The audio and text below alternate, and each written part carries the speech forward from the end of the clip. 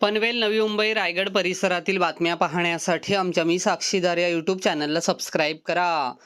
Nerul police ठाण्याच्या हद्दीतील SIES college परिसरात असलेल्या कामाक्षी मंदिरातील चोरीची धक्कादायक घटना पोलिसांनी 2 तासात उघडकीस आणली.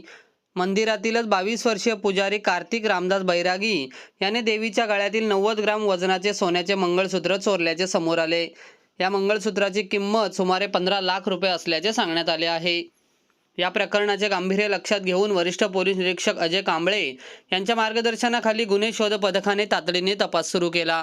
पोलिसांनी मंदिरातील 4 संशयित पुजाऱ्यांची कसून आणि कौशल्यपूर्ण चौकशी केली, तसेच संपूर्ण घटनेचे पुनर्निर्माण केले.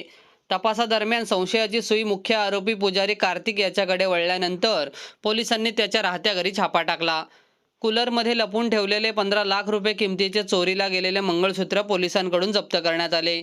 पोलिसांनी आरोपीला अटक करून त्याच्या विरोधात संबंधित कलमानुसार गुन्हा दाखल केला आहे. अधिक तपास पोलीस करत आहेत.